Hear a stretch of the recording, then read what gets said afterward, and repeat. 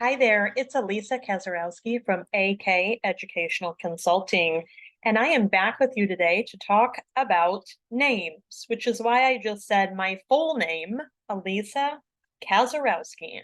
So, why are we talking about names? Well, because some of you may have started school in the last couple of weeks, the last month or so, and perhaps you have a class list full of names that are really difficult to pronounce. You're not sure how to pronounce them. I have two of those names. My first name is spelled Alisa. I always say it's Lisa with an A at the front. And I can tell you that in my 4 decades on this planet, I have been called every iteration you can possibly come up with for that spelling. 90% of the time, people pronounce it incorrectly, even though to me it makes sense, Lisa. Usually people say Alyssa or Alicia. My last name, which I acquired when I got married, has some extra consonants in it that are not necessary, and it scares people, right? People look at it, it's very long, and they usually say, I'm not even going to attempt that. So here's the thing. For me, my personality, this doesn't bother me at all. It bothers my kids.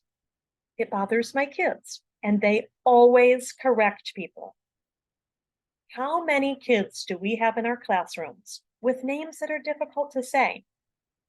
And I want to believe that most of us are asking the right questions to make sure that we are pronouncing our kids' names correctly. But the reality is that that's not always happening, right? So ask the question rather than guessing or and butchering it, right? Or guessing and being right and then going, oh, thank goodness. Just ask, hey, I'm not sure how to say this name. Could you just help me pronounce this? Coming from somebody, and also I didn't mention this, but my maiden name is French and it is pronounced nothing like how it looks. So I have been dealing with this my whole entire life. So coming from somebody who this is a reality for, and it has been, just ask. One of the best ways that we can start building a connection and a relationship with kids is ensuring that we are pronouncing their names correctly. And some of you out there may be thinking, this is so silly. It's so common sense. Of course, why would we not do that? But I can tell you, I've heard countless stories from teachers and administrators all over the US that this is not necessarily happening everywhere. And how are our kids ever going to feel any sense of belonging in their classroom if their teacher or somebody in the building doesn't bother to learn how to pronounce their name correctly?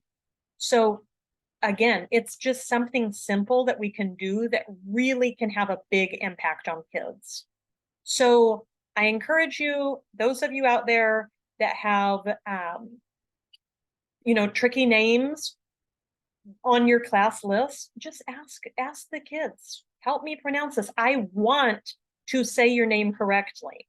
Write it out phonetically. I know some of us as teachers do that, right? So that we remember. That is letting that student know that you care enough about them to pronounce their name correctly. You want to do right by them for the rest of the year. And that goes a long way toward the start of building that relationship, right? So we're focused on these super simple beginning of year tips lately. That seems to be what I've been sharing. And that's what this is. So give it a try. If you've already started school, just kind of put this in your back pocket for either when you get a new semester of kids or next year. And, think back. We've all had those kids that maybe we didn't take the time to figure that out. So give it a try. And I do hope that you will join me back here for more tips. I plan to share some more beginning of year tips since that is sort of what is timely right now. And I hope that you'll join me for them. So I'll see you back here next time.